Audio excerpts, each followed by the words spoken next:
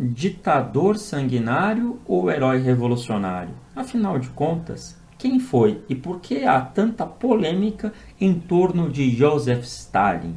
Hoje nós vamos contar um pouquinho da história dele.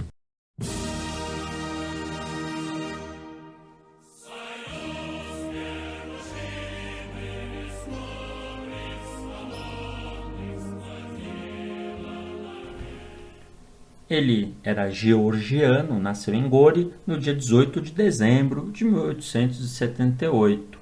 Estudou em uma escola para padres, seminarista, mas não se adaptou ao conteúdo e à dinâmica da escola. Ele lia livros proibidos, escondia o Capital de Karl Marx embaixo de estudos religiosos, o que faz com que ele, no meio do caminho, fuja dessa escola antes de se formar e vá se dedicar à luta política.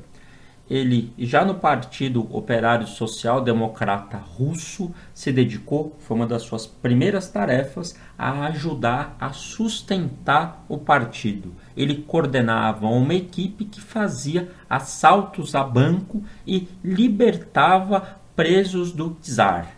Czar era um tipo de imperador que oprimia o povo naquela região e naquela época. Certa vez, em 1902, ele coordenou uma manifestação que ocupou uma cadeia e libertou diversos companheiros. Bem, você imagina que tipo de vida isso levou. Entre 1902 e 1913, ele foi preso 8 vezes e fugiu 6.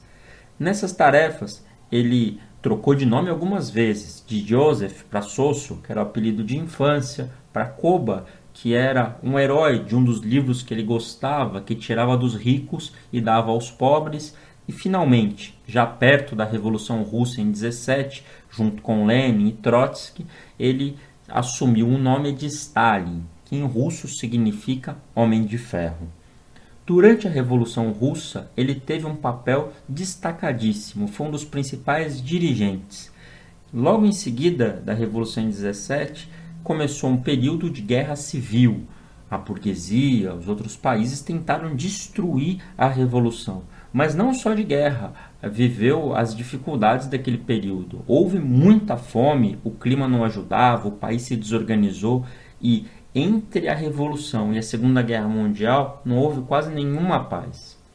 Stalin se torna secretário-geral do partido no meio desse processo, indicado por Lenin, que depois de 1924, que é quando ele falece, Stalin se torna um dos principais dirigentes do partido e coordena talvez uma das façanhas mais importantes da União Soviética, que foi ter destruído o nazismo.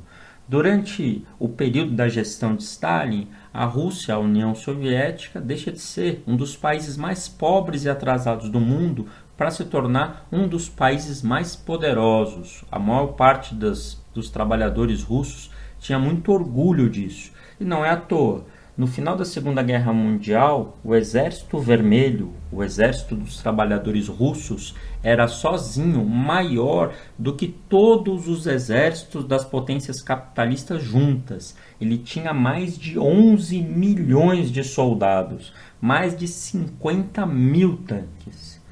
Bem, veja, Stalin não é uma figura polêmica à toa, e os capitalistas passam a odiá-lo, porque logo depois da Segunda Guerra Mundial começa a Guerra Fria, e Stalin era a personificação do que eles chamavam de um inimigo, um malvadão, o do mal, e conseguiram e montaram toda uma propaganda gigantesca para que as pessoas acreditassem que Stalin e Hitler eram a mesma coisa. Uma coisa um pouco absurda.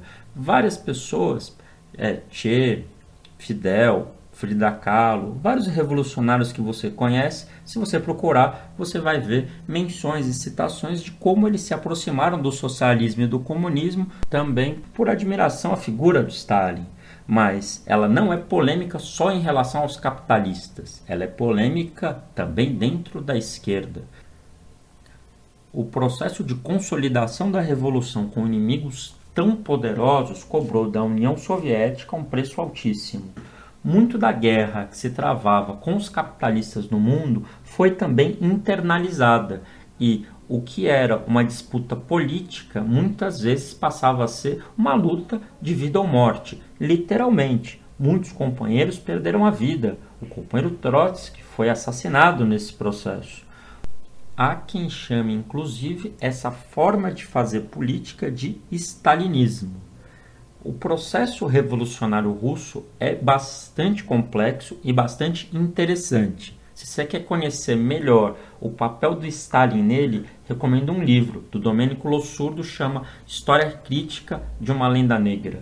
Muito bom dia, MTST, a luta é pra valer.